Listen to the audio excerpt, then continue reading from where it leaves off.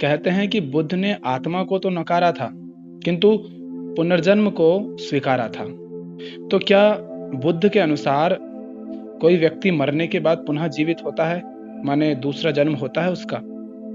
क्या यह शरीर एक बार मिट जाने के बाद दूसरे शरीर के रूप में जन्म लेता है?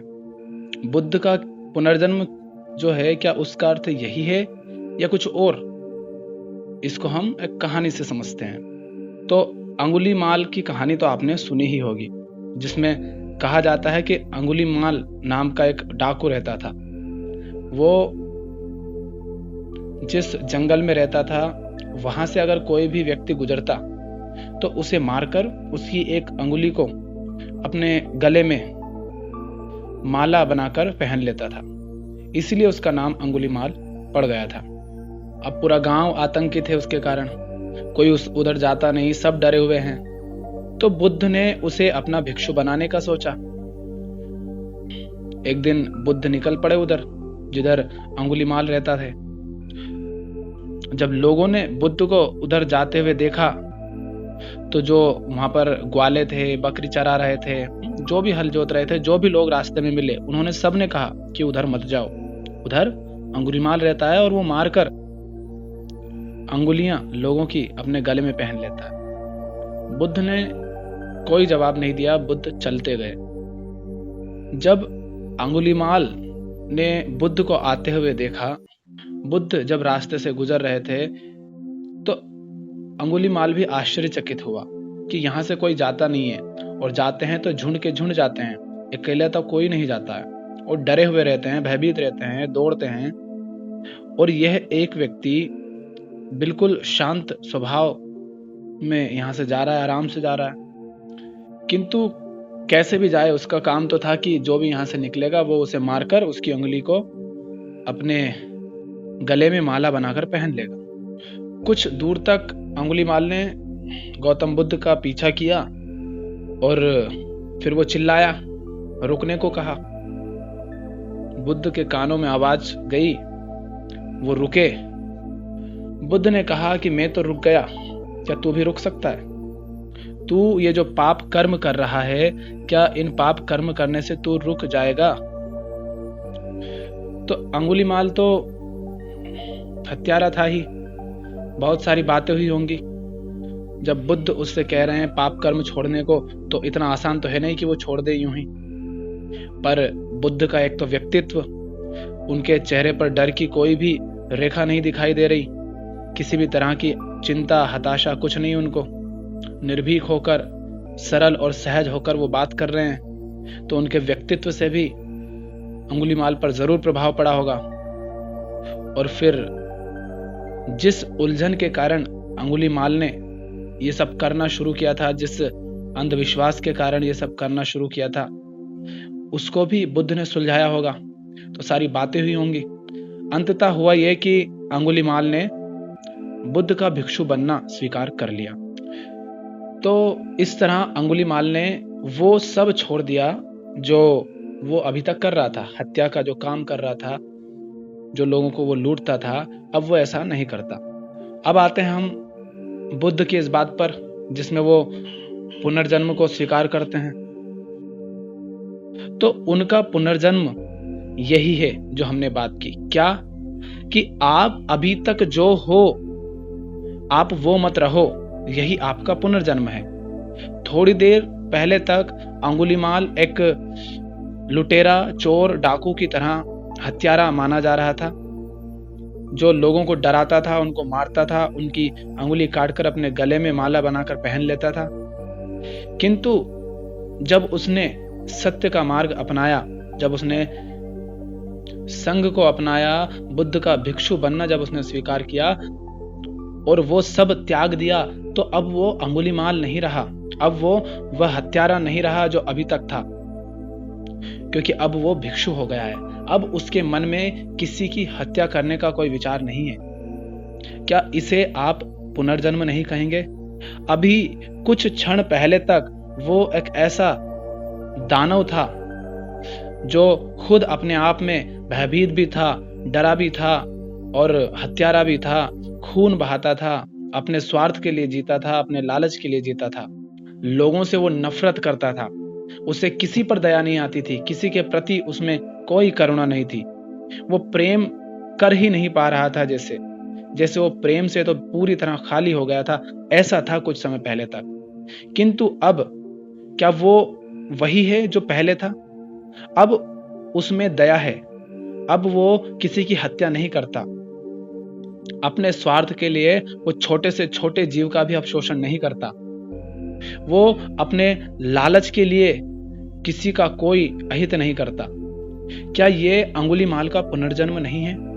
तो इस बात को, इस तरह के पुनर्जन्म को बुद्ध पुनर्जन्म कहते हैं। बुद्ध ये नहीं कहते कि तुम्हारा शरीर फिर से जन्म लेगा, नहीं, वो कहते हैं कि तुम्हारा जब रूपांतरण हो जाता है, तुम्हारे मन का जब रूपांतरण हो जाता है, जब तुम पाप कर्म से हटकर धर्म का मार्ग अपना लेते हो, सत्य का मार्ग अपना लेते हो, तब तुम्हारा पुनर्जन्म हो जाता है। पिछला जन्म वो था जिसमें तुम पाप कर्म कर रहे थे, और ये जन्म वो है जिसमें तुम पाप कर्म नहीं कर रहे हो। तो जितने भी चोर, लुटेरे हैं, हत्यारे हैं, वो सब अगर अपना वो काम छोड़ दें, उस काम से मुक्त हो जाएं, तो क्या वो वही रह जाएंगे जो अभी थे?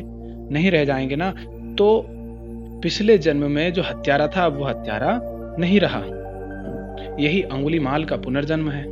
अब यही अंगुलीमाल जब बुद्ध का भिक्षु हो जाता है, तो एक दिन जब वो अपना पात्र, चीवर ये सब धारण करके सावत्थी में भिक्षाटन करने के लिए जा रहा था, तो जैसे ही वो वहां पहुंचा, एक आदमी ने उसे देखा और उसके सिर पर किसी ने पत्थर मारा, किसी ने डंडा मारा, और किसी ने उसको किसी और वस्तु से मारा, उसे चोटें पहुंचाई, उसे गालियां दी। उसको देखते हो ना, कैसे कोई व्यक्ति कुछ गलत काम कर देता है तो जनता किस तरह से उस पर टूट पड़ती है, उसे मारती है, पीटती है। इसी तरह अंगुलीमाल का हाल कर दिया, उसे मारा, उसे पीटा, उसके कपड़े फाड़ दिए, उसकी हालत खराब कर दी। सब कुछ उसके साथ वही हुआ जो एक डाकू के साथ किया जाना चाहिए था, किसी हत्यारे के साथ किया जाना चाहिए था। क्या जनता ये जान सकी कि अंगुलीमाल अब वो नहीं रहा जो पहले था, अब वो भिक्षु हो गया? नहीं, क्योंकि जनता के मन में अभी भी वही अंगुलीमाल बैठा है जो पहले था, किंतु ये अंगुलीमाल तो वो नहीं है ना। तो इससे समझ क्या आता है? इससे समझ ये आता है कि पुनर्जन्म शरीर का नहीं होता है। पुनर्जन्म तो एक आंतरिक रूपांतरण है, अधर्म से धर्म की ओर रूपांतरण, अन्याय से न्याय का अनुसरण, स्वार्थ से निस्वार्थ हो जाना, कामना से मुक्त होकर निष्काम हो जाना, ये पुनर्जन्म है। अब इसी तरह फिर आगे चलकर बुद्ध ने बताया होगा, समझाया होगा, सबने कहा होगा कि अब वो वह नहीं रहा जो पहले था। इस तरह से लोगों ने भी फिर स्वीकारा होगा। किंतु मुख्य बात क्या है? वो ये है कि पुनर्जन्म जो बुद्ध कहते हैं, उसका अर्थ यह है कि आपका जब आंतरिक रूपांतरण हो जाता है, तब आपका दूसरा जन्म हो जाता है। और इस तरह से जब आप देखेंगे अपने जीवन को, तो आप पाएंगे कि हर क्षण आपकी मृत्यु हो रही है और हर क्षण आप एक नया जन्म ले रहे हैं। कुछ देर पहले आप क्रोधित थे, वो आपका एक जन्म था, अगले ही जन्म में आप क्रोधित नहीं रहे, तो ये आपका पुनर्जन्म हो गया। कुछ क्षण पहले तक आप किसी की पत्नी थे और अब आप किसी के माता हो गए, किसी की पुत्री हो गए। ये आपके अगले और पुनर्जन्म यही तो है। बार बार आपका नया जन्म हो रहा है। आप स्कूल गए तो वहां आप विद्यार्थी हो गए, आप घर आए तो आप पुत्र या पुत्री हो गए। ये क्या? ये पुनर्जन्म ही तो है। मन में भाव पैदा हो रहे हैं, मन में विचार पैदा हो रहे हैं, लगातार पैदा हो रहे हैं और लगातार मिट भी रहे हैं। ये इनका, विचारों का, भावों का मिट जाना ही तो मृत्यु है, और नए भावों का, नए विचारों का उत्पन्न होना ही जन्म है। तो अंगुलीमाल के वो सारे भाव, वो सारे विचार, वो सारी वृत्तियां, वो सब मिट गईं और नए भावों का जन्म हुआ, नए विचारों का जन्म हुआ, सद्गुणों का जन्म हुआ। यही अंगुलीमाल का पुनर्जन्म है। इसी को बुद्ध ने पुनर्जन्म कहा है। शरीर का पुनर्जन्म नहीं होता। हर व्यक्ति बुद्ध हो सकता है, हर व्यक्ति अंगुलीमाल हो सकता है। ये निर्भर करता है उसके विचारों पर, उसके भावों पर, उसकी मनोदशा पर, उसके जीवन पर, उसके पथ पर। वो धर्म है, धर्म के अनुसार चल रहा है या अधर्म के अनुसार, वो सत्य में जी रहा है या असत्य में, उसके जीवन का आधार प्रेम है या घृणा है, उसके जीवन का आधार स्वार्थ है या निस्वार्थता है, इसी से पता चलता है कि वह अंगुलीमाल है या बुद्ध। आपका जीवन अगर ऐसा है कि जिसमें सिर्फ आप अपने स्वार्थों के लिए सोचते हैं, सिर्फ अपने बारे में सोचते हैं, संसार के कल्याण से आपको कोई मतलब नहीं। आज पृथ्वी क्लाइमेट चेंज की समस्या से गुजर रही है। प्रकृति का हम मनुष्यों ने इतना शोषण किया है कि वो बर्बाद हो गई है, जल रही है, और फिर भी हम भोग करते हुए बंद नहीं हो रहे हैं। अधिक से अधिक हम भोग करते हैं। सामने वाले से अगर हम थोड़ा सा पीछे हैं तो हम उससे आगे निकलने के लिए बहुत ज्यादा कंजम्पशन करेंगे। ये क्या है? इसी को तो अंगुलीमाल कहते हैं, इसी को तो दानव कहते हैं। हमारे मन में लालच है, हमारे मन में क्रोध है, हमारे मन में ईर्ष्या है, हम बहुत स्वार्थी हैं, सिर्फ अपना हित चाहते हैं, और अपना हित करने के लिए हम दूसरों का भी बुरा कर देते हैं। जैसे अंगुलीमाल दूसरों को मार देता था, यही तो अंगुलीमाल की निशानी है। ऐसे ही लोगों को तो अंगुलीमाल कहते हैं, ऐसे ही लोगों को तो राक्षस कहते हैं। अगर आप इस तरह के हैं तो आप भी अंगुलीमाल ही हैं। आप अगर किसी जीव को मार देते हैं सिर्फ अपना पेट भरने के लिए, तो ये अंगुलीमाल ही तो हुआ।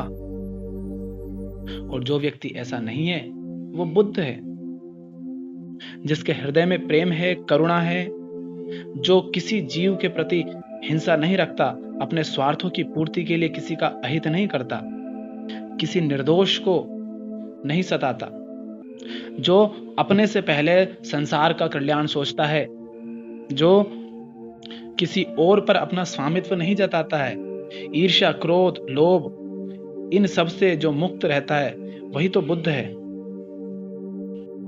और फिर इसी को स्वर्ग या नरक कह सकते हैं, जिसके मन में काम, क्रोध, लोभ, ईर्ष्या, मोह, भय, ये सब व्याप्त हैं, हिंसा, ये सब जिसके मन में है वो नरक में जी रहा है। और जिसके मन में प्रेम है, करुणा है, दया है, जिसके मन में अहिंसा है, निस्वार्थता है, वो स्वर्ग में जी रहा है। तो जो कुछ भी है, नरक हो या स्वर्ग हो, बुद्धत्व हो या अंगुलीमाल हो, सब आपके मन की स्थिति ही है। मन ही होता है जो अशांत रहता है, और मन ही होता है जो शांत भी रहता है। अंगुलीमाल अशांत है और गलत रास्ते पर है, और जब वो भिक्षु हो जाता है तब उसका मन शांत रहता है और वो सही मार्ग पर रहता है। ये दोनों उसके दो अलग अलग जन्म हैं, जिनमें एक में तो वो नरक का भोग कर रहा है और एक में वो स्वर्ग में जी रहा है। तो इसी को पुनर्जन्म कहा गया है और इसी को स्वर्ग या नरक कहा गया है।